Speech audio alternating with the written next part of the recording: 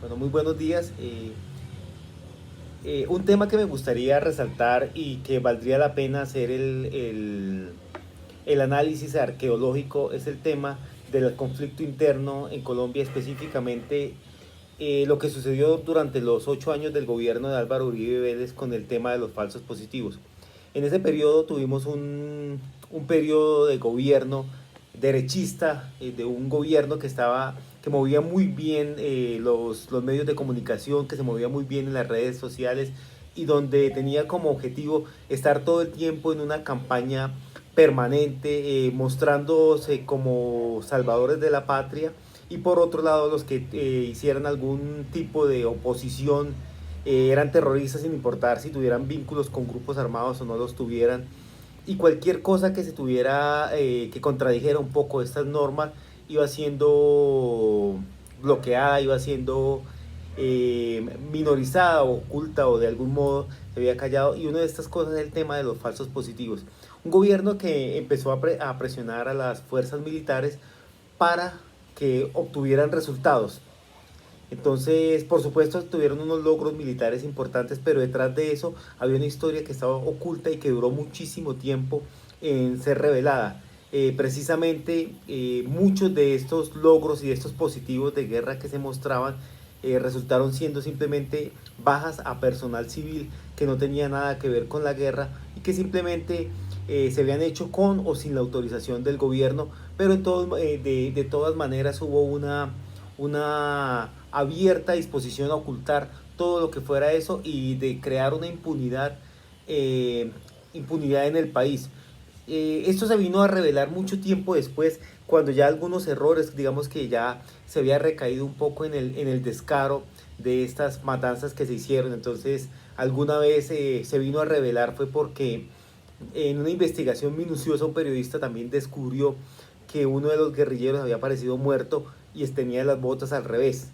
Estas irregularidades se siguieron presentando, que los uniformes estaban nuevos, no estaban absolutamente manchados, las botas mostraban que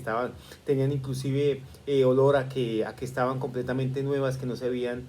utilizado. Alguna vez se encontró un guerrillero dado de baja, un supuesto guerrillero dado de baja con síndrome de Down, y pues no se había visto en el país que existiera algún guerrillero con síndrome de Down, precisamente porque una guerra necesita pues unas facultades cognitivas pues mínimas, por lo menos, que de pronto una persona en una condición especial no las puede tener. Y todo esto llevó a que se empezara a desenmarañar, a pesar de que el gobierno de turno empezó a atacar de manera fuerte cualquier periodista que se atreviera a criticarlo, o que se atreviera a sacar a la luz toda esta cantidad de escándalos. También tuvimos un escándalo de una desmovilización de un grupo, de un supuesto grupo guerrillero, pero las imágenes que se mostraron después se vieron que los que salían ahí realmente eran otra cosa, menos guerrilleros, eran muchachos que estaban muy bien vestidos, que no se les veía, su cara estaba muy bien arreglada, el cabello muy bien arreglada, que no mostraban, por supuesto, ningún rigor de la guerra. Y observando bien las imágenes se pudo determinar también que muchos de los armas que mostraban eran armas de juguete, o eran armas que no eran en absoluto las que tenían los grupos guerrilleros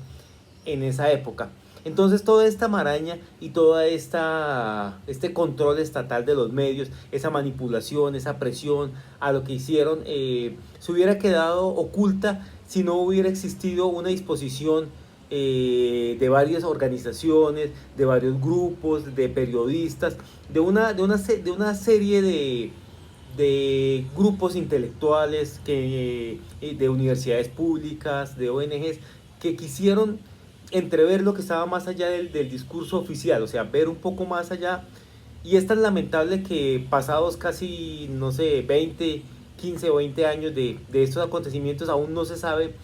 con exactitud la verdad. Y más allá de que no se sepa la verdad, se siguen ocultando cosas y seguimos viendo que todavía sigue ocurriendo esta historia, porque la mayoría de medios de comunicación en el país están completamente vendidos al gobierno, son parte, podemos decir, son parte del gobierno. Sus dueños, que son grandes empresarios, son parte del gobierno, y los pocos periodistas y los pocos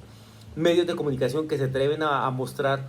una realidad distinta de la que nos quiere mostrar el gobierno, son constantemente acosados y son constantemente inclusive exiliados del país cuando no son asesinados. También vemos las muertes de los líderes sociales como una estrategia macabra también para seguir ocultando y solo para mostrar una verdad fascista que quiere mostrar el gobierno que quiso mostrar el gobierno de Uribe y este tercer gobierno de Duque que viene siendo como la continuación del gobierno de Álvaro Uribe. Entonces estamos viendo como una aplicación de un método arqueológico que no es solo, por supuesto, exclusivo de la historia y mucho menos de la filosofía, sino que es algo muy general, sino esa búsqueda con desconfianza, esa búsqueda de mirar más atrás, más allá del discurso oficial, llevó al descubrimiento de esta macabra cifra de homicidios por parte del Estado, que aún no se sabe bien las dimensiones. Se calcula que pueden ser 10.000 personas, obviamente todos ellos civiles que no tenían nada que ver con esto, y continuamos en ese proceso y seguramente la arqueología y la investigación exhaustiva va a traer más adelante nuevas sorpresas desagradables respecto a este tema. Muchas gracias.